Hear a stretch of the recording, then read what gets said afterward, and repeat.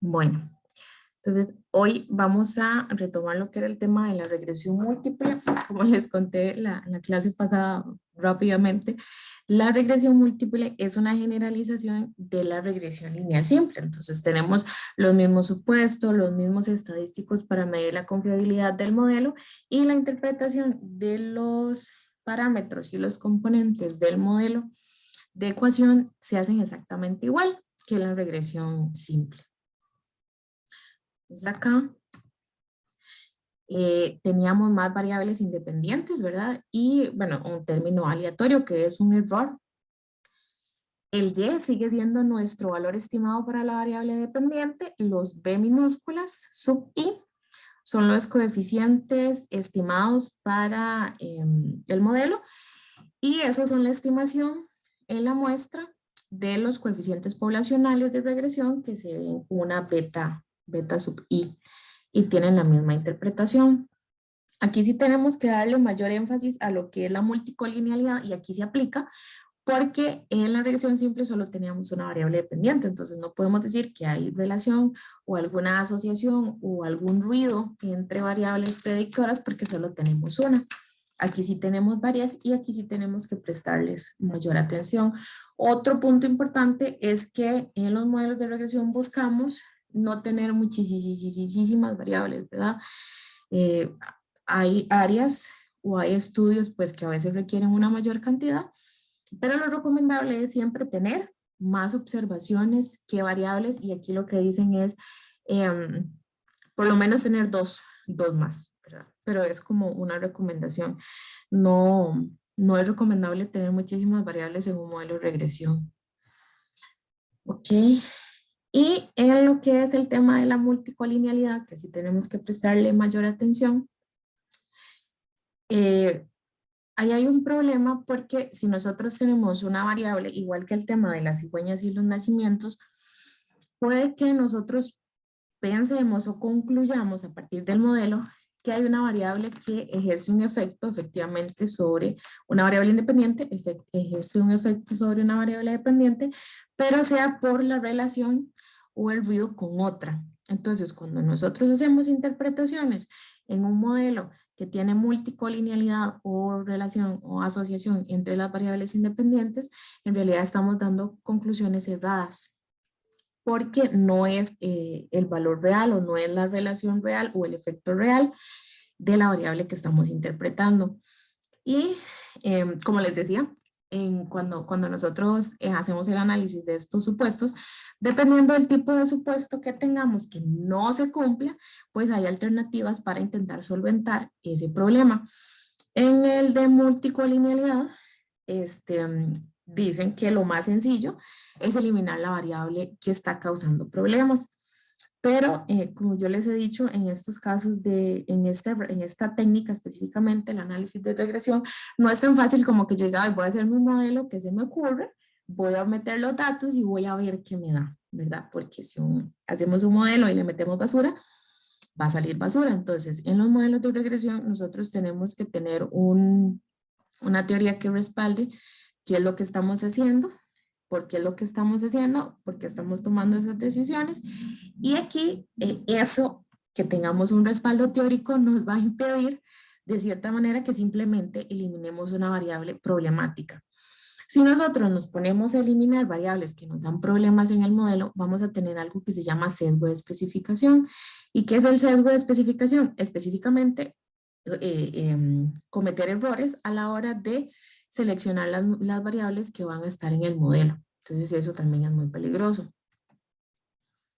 Teníamos el coeficiente de determinación ajustado, el recuadrado ajustado, que en este caso lo que hace es como una especie de ajuste.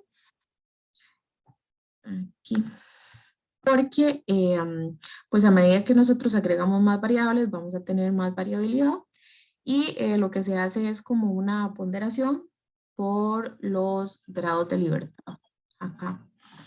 La interpretación sigue siendo la misma, es el porcentaje de variación de la variable de respuesta o variable y, que es explicada en este caso por un conjunto de datos, un conjunto de variables independientes.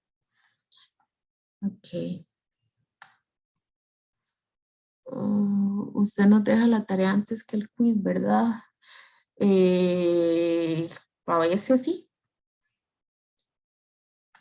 ¿Por qué? Ok. Y algo que vamos a llamar prueba global es una prueba del modelo de regresión múltiple, en donde nosotros lo que estamos haciendo básicamente es sometiendo a pruebas de hipótesis cada uno de los componentes o los coeficientes del modelo para ver si estos, bueno, en estos casos se rechaza o no se rechaza la hipótesis nula de que los coeficientes son cero. Entonces, ¿qué quiere decir? ¿Qué quiere decir que yo rechace un coeficiente? Bueno, que rechace la hipótesis, más bien que rechace la hipótesis nula de que un coeficiente es cero en un modelo de regresión.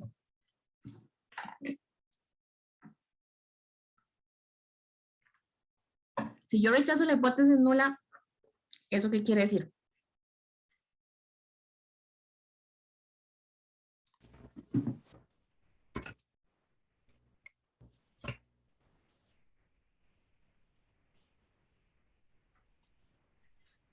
Okay. Cuando Y yo... si rechaza la hipótesis nula, Uh-huh.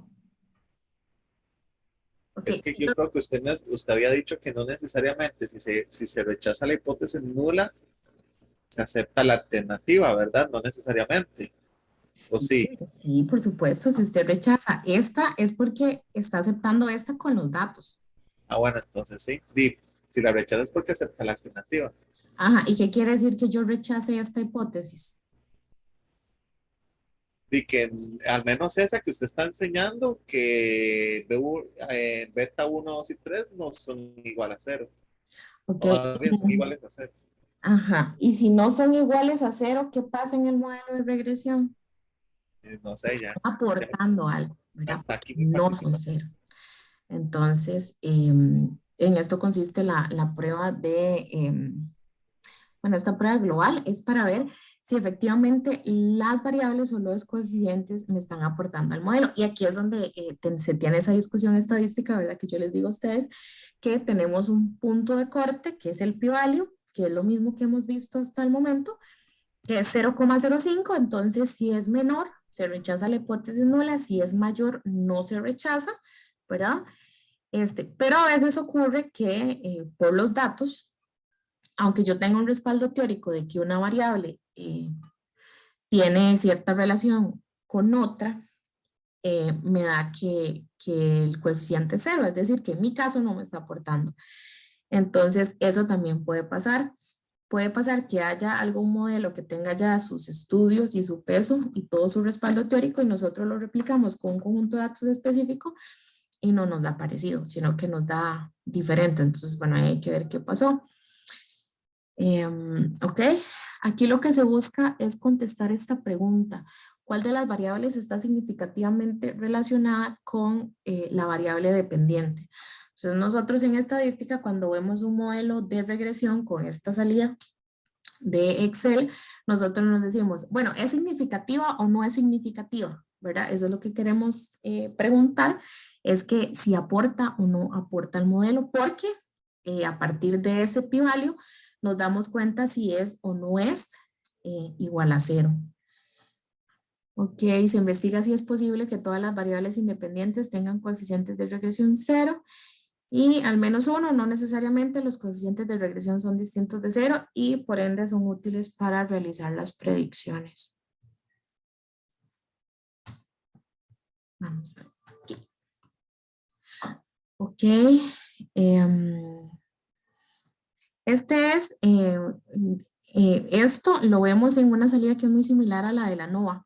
Y esto, la evaluación de cada coeficiente, lo vemos en otra salida que ya sí trae, que ya es propia del modelo de regresión. Entonces, ¿por qué es importante saber si algunos de los coeficientes son iguales a cero o no? Bueno, porque si un coeficiente es igual a cero, esta variable no va a tener valor para explicar la variable que estoy estudiando. Y si nosotros tenemos que no se rechaza la hipótesis nula, es decir, estamos aceptando que el coeficiente es 0, entonces la recomendación es que se elimine del modelo de regresión. Y aquí hay una diferencia importante. No es lo mismo que yo elimine una variable porque tiene problemas de multicolinealidad a que yo elimine una variable que por un ajuste estadístico, ¿verdad? Y a partir de los cálculos me diga que no es significativa el modelo. Es decir, que no se rechaza la hipótesis nula. Es decir, que no es distinta de 0. Entonces son cosas diferentes. Porque en una ya yo tengo un cálculo que me está diciendo, efectivamente esta variable no te ayuda. Y en la otra es una decisión que yo estoy diciendo, bueno, me está complicando el modelo, la voy a quitar. Entonces hay una diferencia también cuando uno excluye variables en el análisis. Ok, y aquí tenemos este ejemplo. Bueno, tenemos esto que es como una empresa, creo que es un departamento de investigación. Salisbury vende casas en la costa este de Estados Unidos. Una de las preguntas más frecuentes de los compradores potenciales es, si compramos esta casa, ¿cuánto gastaremos en calefacción durante el invierno? El departamento de investigación, bueno, al departamento de investigación se le pidió desarrollar algunas directrices respecto a los costos de calefacción de casas unifamiliares. Y se consideran 3 variables que pueden estar relacionadas con esos costos. La temperatura externa diaria media, el número de pulgadas de aislamiento en el ático y los años de uso del calentador. Para este estudio, el departamento de investigación seleccionó una muestra aleatoria de 20 casas de venta reciente y determinó el costo de calefacción de cada casa en enero pasado, así como la temperatura externa en enero en la región, el número de pulgadas de aislamiento del ático y los años de uso del calentador. Entonces, aquí está mi base de datos. El costo de calefacción es lo que yo quiero predecir. Y esta es la temperatura, el ancho de pulgadas ¿cómo es que se llama esto? Es que ahí se me tapa. De pulgadas del aislamiento. Y la antigüedad del calentador van a ser mis variables independientes. Entonces,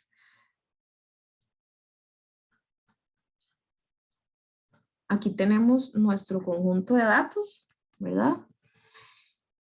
Lo primero que podemos hacer para ir en orden es ver si hay relación entre la variable de respuesta y cada una de las variables independientes.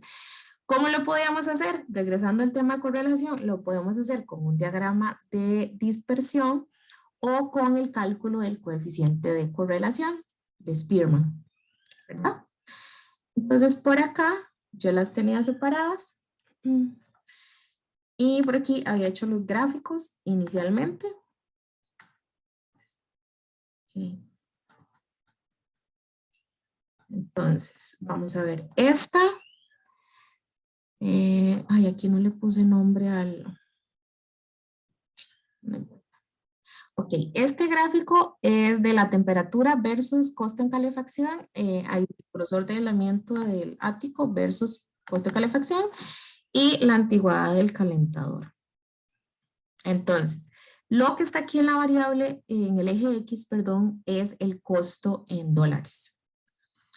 Y esta es, en la variable Y están mis variables independientes. Entonces, ¿qué parece acá? Yo hice el grafiquito de dispersión y también le agregué una línea de tendencia, entonces pareciera que a medida que disminuye la temperatura, aumenta el costo de calefacción y tiene sentido porque si afuera está haciendo frío, entonces yo lo que hago es subir la temperatura dentro de la casa para estar más calientitos dentro, ¿verdad? Entonces aquí se ve una relación, pero es una relación inversa. Luego tenemos el aislamiento en el ático, entonces pareciera también que es levemente decreciente, ¿verdad? ¿Qué quiere decir? Que a medida que decrece el grosor de aislamiento, de lo que se usa como aislamiento en el ático, es más delgado, entonces el costo en calefacción va a aumentar y tiene sentido, ¿verdad? Entre mayor aislador, pues va a estar más cubierta la casa por dentro, entonces por ende no va a entrar tan fácil el frío. Y acá Parece que estos son los años de antigüedad del uso del calentador, que a medida que aumentan los años de uso del calentador, también aumenta el costo en la calefacción. Entonces pareciera que es una relación directa y positiva. También podemos hacer lo de la correlación. Y esto está por acá, las matrices de correlación. Acá, cuando nosotros tenemos un modelo de regresión simple, nos daba una matriz 2 por 2, que era como ver este pedacito que está acá. Ahora, nosotros tenemos una matriz que es 4 por 4, donde tenemos la variable y y las variables x. Ahora, inicialmente nosotros queremos ver si hay o no asociación, voy a copiar esto por acá, entre la variable de respuesta y las independientes, que son las que están acá.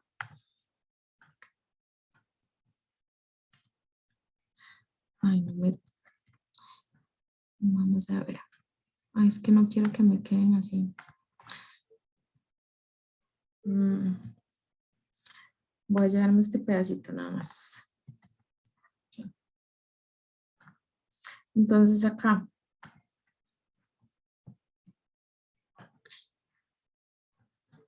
Vamos a ver.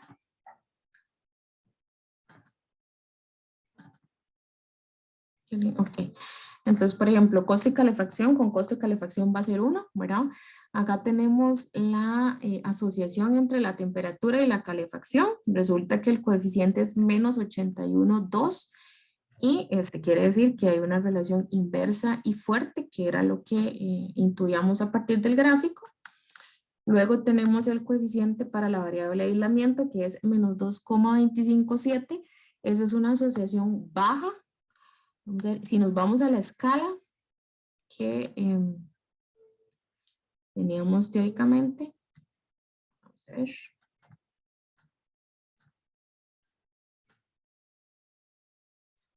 Es que no me acuerdo si era que decía que era débil, la palabra débil o nula. Aquí. Regresionando. Ok. Ok, entonces, ¿cómo va de 0 a menos 3? Aunque hay una asociación muy baja. Ok, ay, mira, ahí está. Ahí está. Bueno, veámoslo aquí. Una asociación muy baja entre el aislamiento y la calefacción, que era lo que logramos también concluir a partir de los gráficos. El gráfico de dispersión de estas dos variables, que es este que está acá, ¿verdad? Tiene una leve inclinación. Y por último, antigüedad del calentador con costo de la calefacción, que pareciera que tiene una asociación moderada por el valor del coeficiente Pearson, que es 0,53. Ok. ¿Cómo interpreto yo este valor? ¿Alguien que me ayude?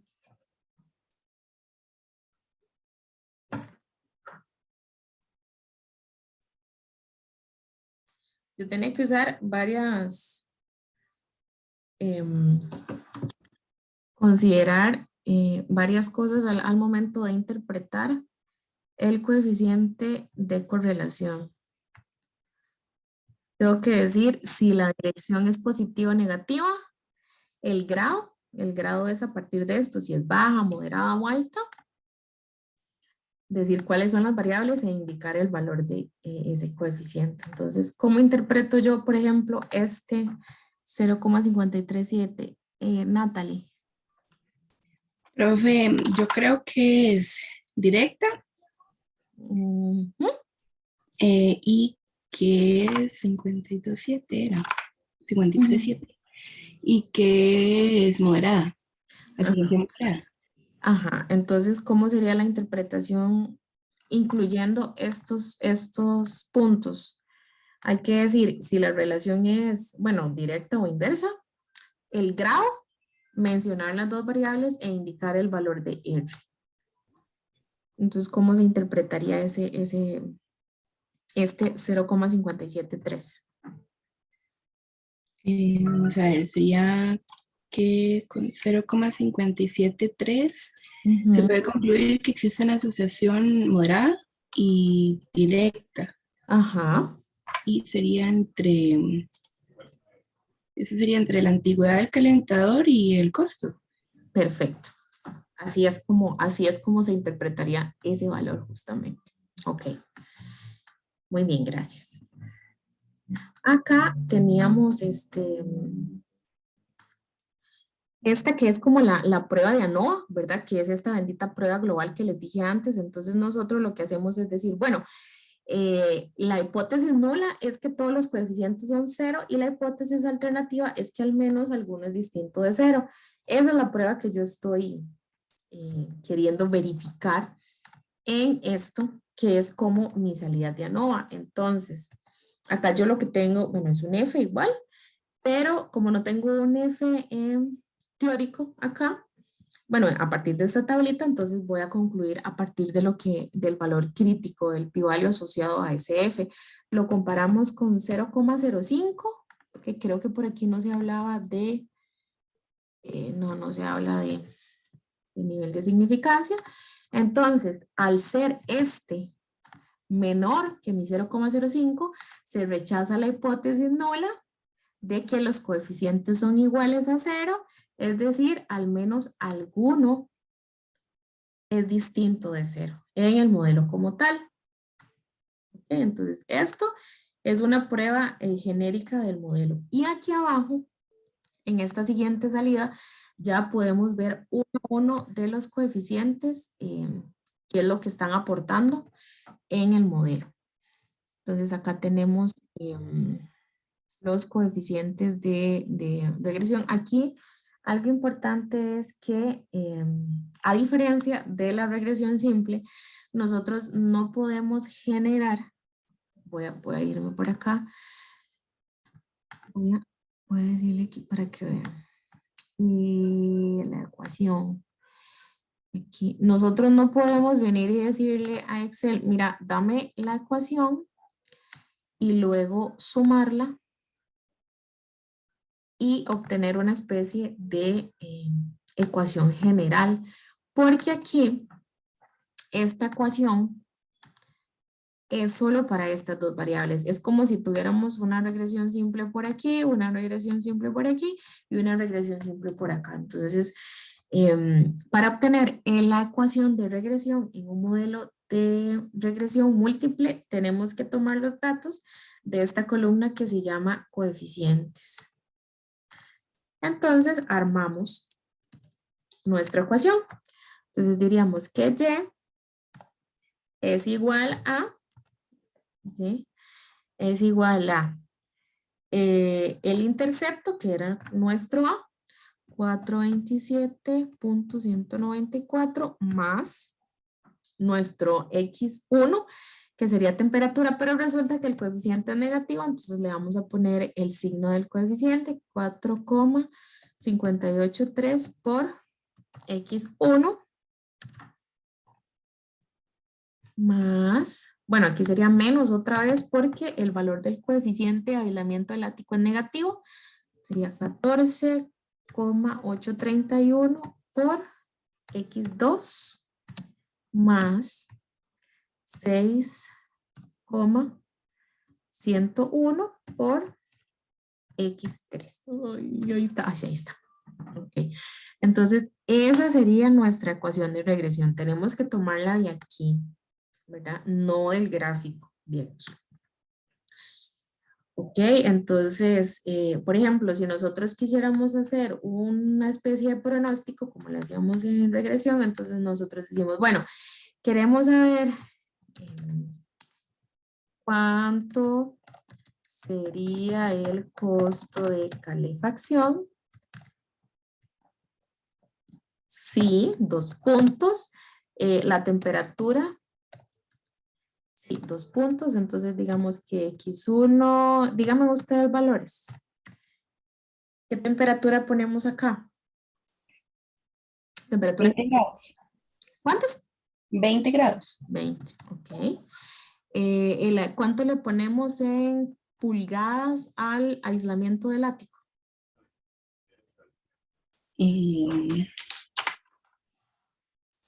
Espérame, no sé.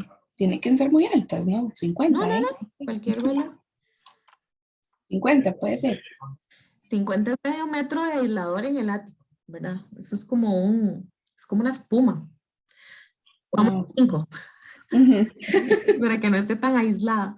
Y en antigüedad del calentador, ¿cuántos años le ponemos de antigüedad?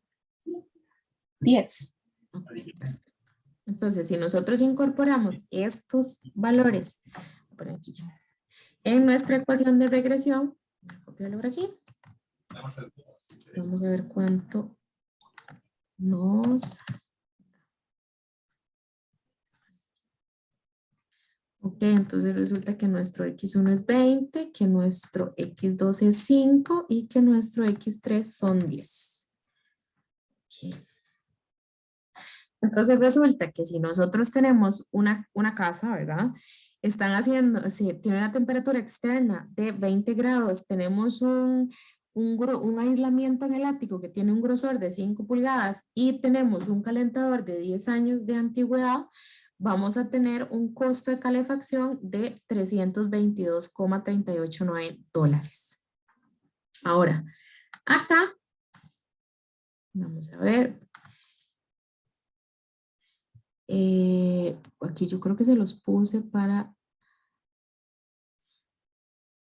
ok, aquí en la interpretación, aquí está.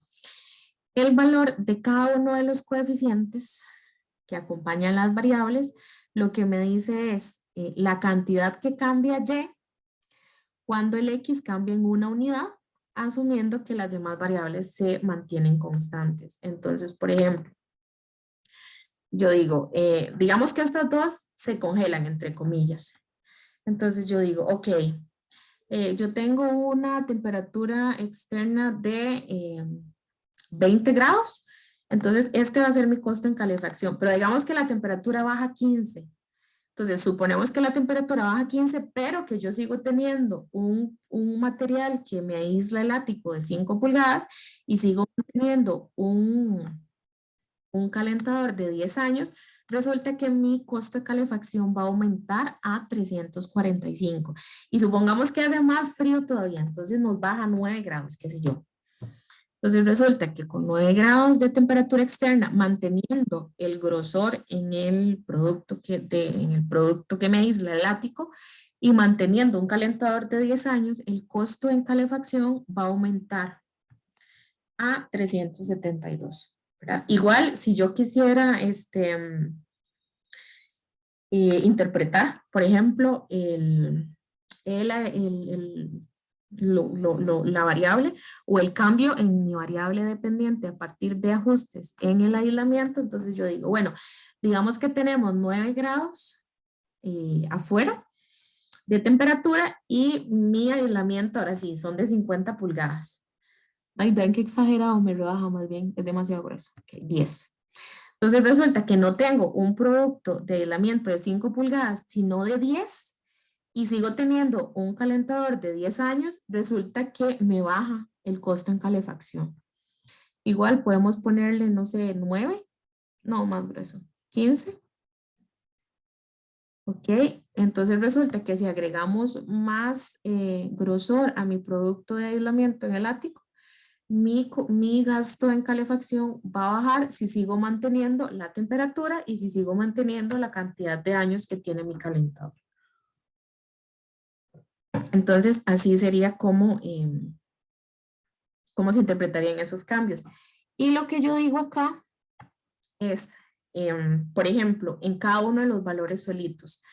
Entonces, yo digo que cuando la temperatura es 0, cuando no tengo un producto que me aísle el ático y cuando no tengo calentador, bueno, en realidad es un calentador nuevo, ¿verdad? Tiene 0 años de antigüedad el calentador, el costo en calefacción va a ser este.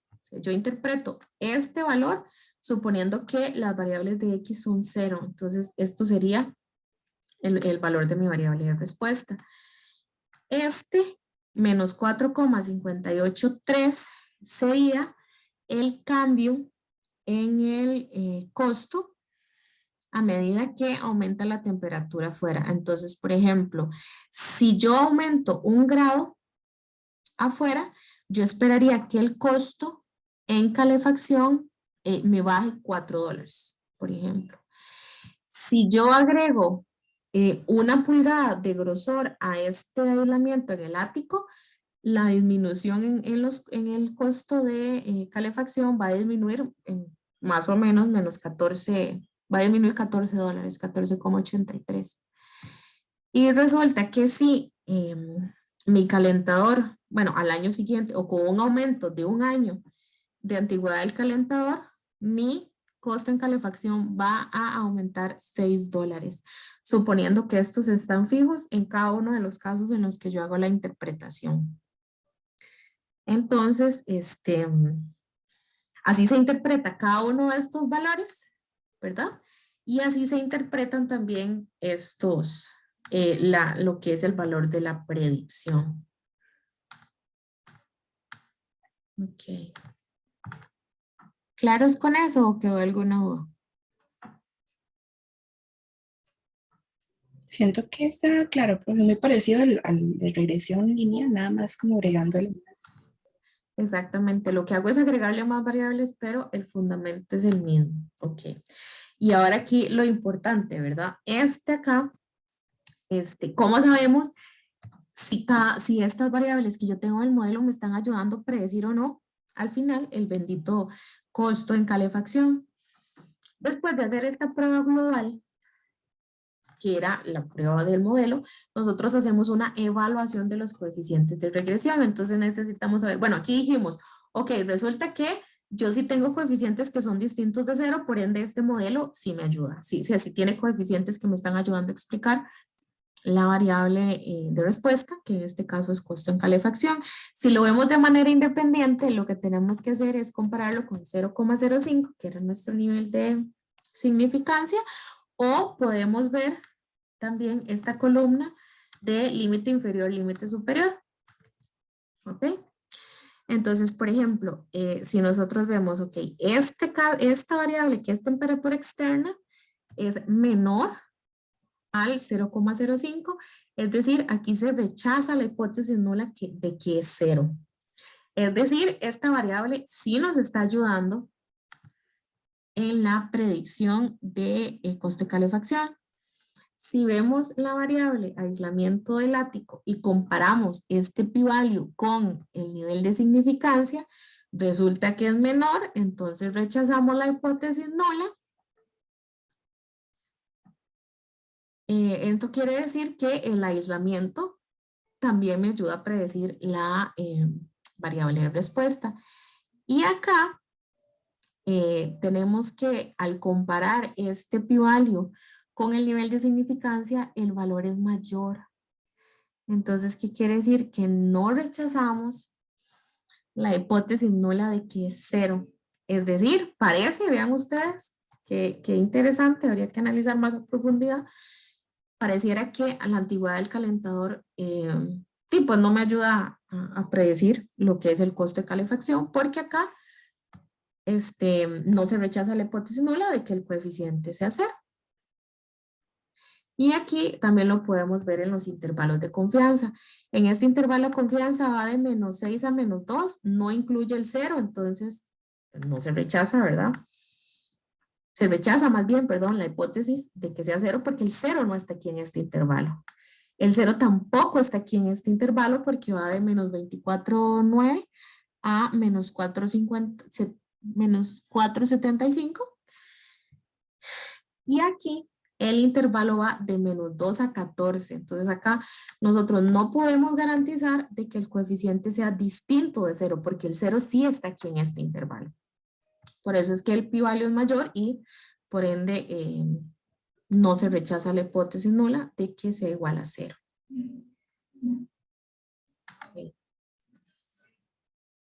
Vamos a ver qué más. Bueno, acá. Aquí estaba el coeficiente de determinación, que era el porcentaje de la variancia de la variable de respuesta que me explican las variables independientes. Y bien que aquí ese coeficiente ajustado disminuye un poco porque se está haciendo un ajuste por los grados de libertad. Es como una penalización. Entonces es un poquito menor. Y el error típico era el error, se me olvidó el nombre porque era muy grande. Vamos a ver. El error estándar de la estimación. Pongámoslo aquí. Es lo que me decía, este estadístico era estándar. Lo que me decía es que tan dispersos están los datos. Y bueno, aquí parece que sí están bastante dispersos porque el valor es 51, está alto. Y bueno, acá tenemos 20 observaciones. Okay, ¿qué más? ¿Qué más? ¿Qué más? ¿Qué más? Acá están los pronósticos, es decir, para ese modelo que nosotros generamos, lo que se hace es estimar el valor Y para cada uno de estos casos. Entonces, yo tomo este modelo y me vengo acá al conjunto de datos.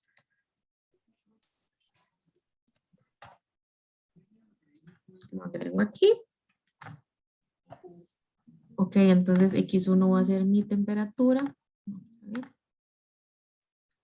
Mi temperatura. Aquí. El grosor y la antigüedad. Entonces, esas son las proyecciones que estaría haciendo mi modelo a partir del ajuste y para cada uno de estos datos. Entonces, vean, por ejemplo, acá tengo que si la temperatura externa es de 35 grados Fahrenheit, que si tengo un aislamiento en el ático con un grosor de 3 pulgadas y tengo un calentador de 6 años, estoy estimando a partir de mi modelo que voy a tener un gasto de más o menos $258.9, pero el costo real de calefacción fue de 250. Si tengo una temperatura externa de 29 grados con un producto de aislamiento de 4 pulgadas y un calentador de 10 años, pareciera que por la estimación de mi modelo, voy a tener un costo de calefacción de $295.97, pero en realidad el costo fue de 360. Entonces, eso que está acá abajo, lo que me da R también, es el pronóstico y los residuos es la diferencia. A partir de estos residuos nosotros habíamos calculado lo que eran los componentes de estos estadísticos, pero también los podíamos sacar del modelo. Entonces eso fue lo que hicimos por acá. Lo que hicimos fue sacar bueno, esto en realidad ya me lo está estimando el modelo para los valores. Ok. Acá, ¿qué nos falta? Ver los supuestos. Ok. Entonces, vamos a ver. Por acá los puse. En los supuestos teníamos lo de la linealidad. Entonces, bueno, acá gráficamente lo revisamos. Si hay una relación lineal entre las variables de respuestas y las variables, la variable de respuesta y con las variables predictoras.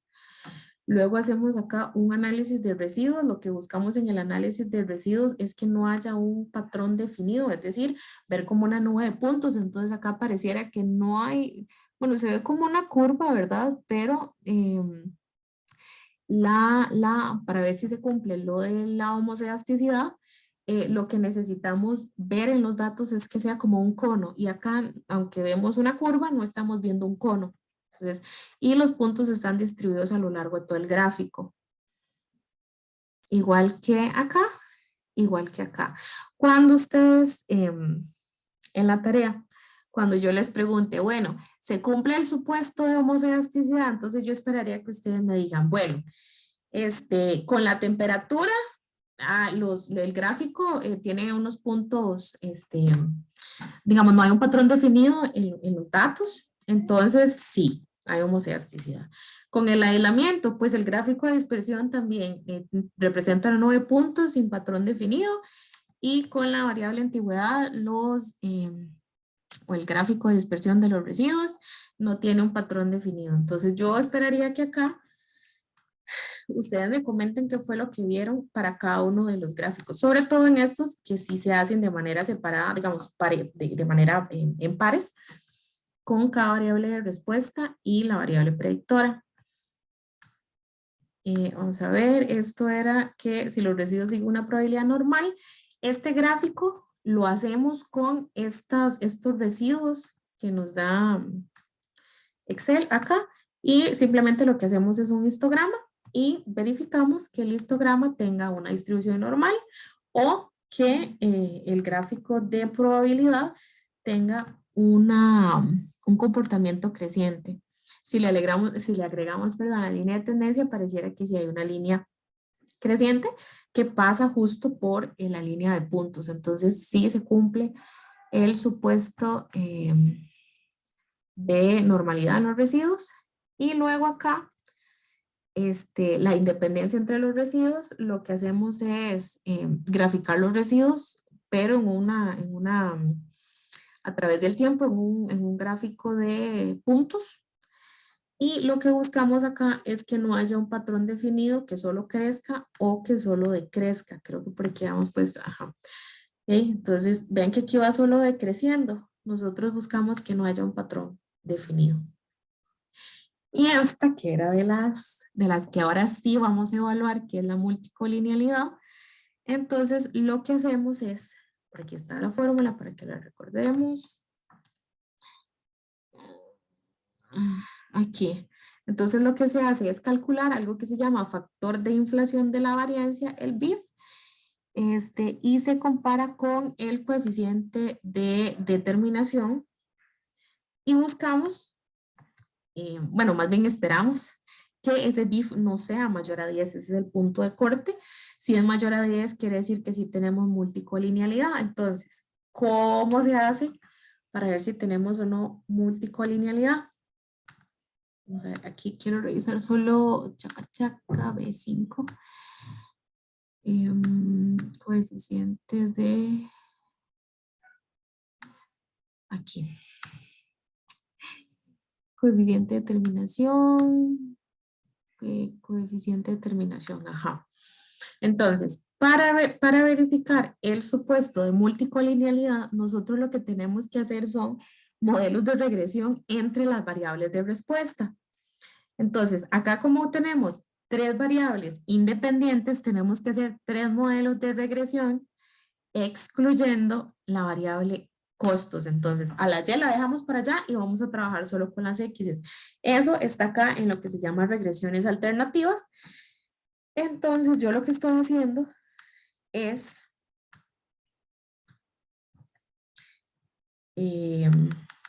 tomar el coeficiente de determinación para este primer modelo en donde mi variable o la variable que quiero predecir es la temperatura a partir del aislamiento y a partir de la antigüedad de la casa. Entonces, si uno se pone a pensar, ese modelo ni siquiera tiene sentido porque yo no puedo predecir la temperatura que hay afuera de mi casa a partir de características que yo tengo dentro de mi casa, ¿verdad? Si nos vamos un poco a la lógica del modelo. Y vean que el coeficiente de determinación es bajo, que es de hecho lo que se espera, es decir, la variabilidad explicada a partir de las variables predictoras. Lo mismo lo hacemos con aislamiento, entonces intentamos predecir el grosor del aislamiento que tenemos en el ático a partir de la antigüedad del calentador y a partir de la temperatura externa, que tampoco tiene mucho sentido si uno se pone a pensar, y acá el coeficiente de determinación es muy bajito, muy bajito. Y luego hacemos otro modelo de regresión para intentar predecir los años de antigüedad del calentador, considerando la temperatura externa y el aislamiento del ático. Ajá, sí, ya voy a hacer un repaso de dónde es que damos clic para ver eso. Entonces, hacemos, en este caso, 3 modelos de regresión, porque tenemos 3 variables independientes, ¿verdad? Aquí no estoy metiendo costos, la variable costos, la variable dependiente está completamente excluida, y en cada uno de estos modelos lo que voy a considerar es esto, el coeficiente de determinación, para calcular mi BIF de esta manera que está acá. Entonces, calculamos extraemos el coeficiente de determinación, que yo lo jalé por aquí en cada uno de los casos, y luego calculamos el valor de BIF, que es 1 entre 1 menos SR. Ajá, el coeficiente de determinación y el coeficiente de determinación ya me lo da, aquí ya me lo está, aquí, el coeficiente de determinación ya es R cuadrado, ¿verdad? Entonces no es que tienen que llevarle al cuadrado nada, sino que el coeficiente de determinación es la asociación al cuadrado. Ay, perdón. Entonces acá lo que hacemos es calcular el BIF y resulta que en ninguno de los casos es superior a 10, entonces quiere decir que no tenemos multicolinealidad. Entonces se cumplen todos los supuestos de nuestro modelo de regresión y todo bien.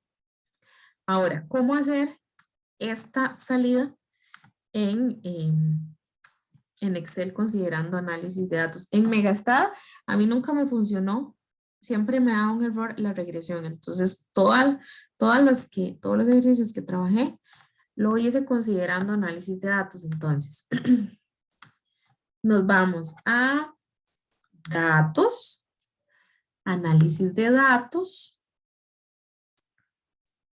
Ok, entonces buscamos la que dice regresión, que de abajo para arriba es la número 6. Regresión, le damos a aceptar. Aquí nos dice rango Y de entrada, que es nuestra variable de respuesta, es decir, el costo en calefacción. Y nos dice el rango X de entrada, que van a ser todas mis variables independientes, las ponemos todas juntas. Le decimos que tenemos rótulos en los datos y un nivel de confianza del 95%. Aquí le digo que me den los residuos. Estos residuos es para hacer es este cálculo de diferencias, ¿verdad? De las proyecciones que les comentaba, que está por aquí abajo, que está por acá abajo. Y esos residuos son los que nosotros estamos usando para ver el supuesto de normalidad. Entonces, a partir de eso es que hacemos el histograma. Aquí tenemos los gráficos residuales que los usamos para ver si hay homocedasticidad en el modelo. Y esto de la curva de regresión ajustada también es para ver si tenemos normalidad en los residuos y en el modelo. Y este gráfico de, este no, mentira, este no lo vamos a usar porque pide muchas cosas. Los residuos, los gráficos residuales, este es el que me dice también si tenemos normalidad, es el gráfico de probabilidad normal al que yo le agregué la línea de tendencia. Entonces, le digo que me dé eso en una hoja nueva y es toda esta información que les mostré ahorita. Aquí están mis datos, aquí están, bueno, aquí están los valores de mi ecuación, que eran 427, menos 4 menos 14, 6. Aquí están los residuos, la proyección o la estimación. Ok. Y bueno, aquí están los estadísticos, coeficiente de determinación, el reajustado, el error típico, que era el error estándar de la medición, y aquí están los valores para hacer la prueba de hipótesis global, que es del modelo como tal. Y acá están los gráficos. Aquí tenemos el de probabilidad y aquí tenemos los residuales para ver si hay homocedasticidad. Para ver si hay normalidad y para ver si hay homocedasticidad. Okay. Hay algunos programas como SPSS que usamos en estadística que tienen una prueba que se llama Durman-Watson, que por aquí no la he encontrado, voy a buscarla a ver. Y en lo que se hace es una prueba de hipótesis de un valor, entonces uno dice, bueno, si ese valor de Durman-Watson es superior a tanto, sí tenemos multicolinealidad, pero aquí nosotros lo estamos haciendo como con una matricita. Y estamos viendo una a una de esas, una a una las variables. Ok. Y en estos modelos de regresión, yo lo único que hice fue decirle, bueno, tuve que hacer los datos en grupitos. Vamos a ver si están por acá, creo que están para abajo. No, para la derecha. Ajá.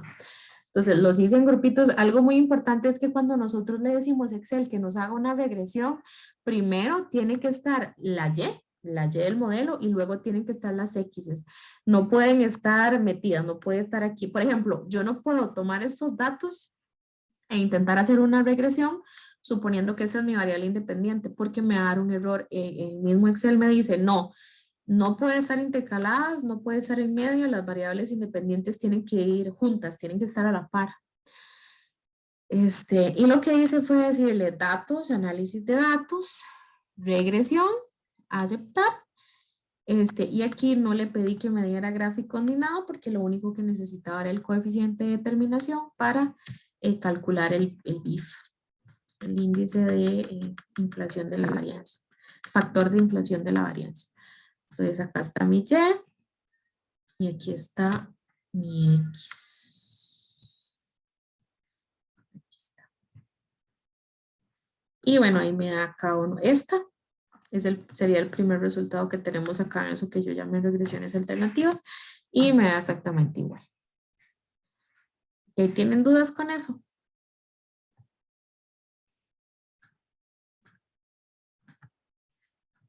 Bienísimo. Hoja 2. Yo creo que hay que Sí, practicar. hay que practicar. Vean. Adivinen qué.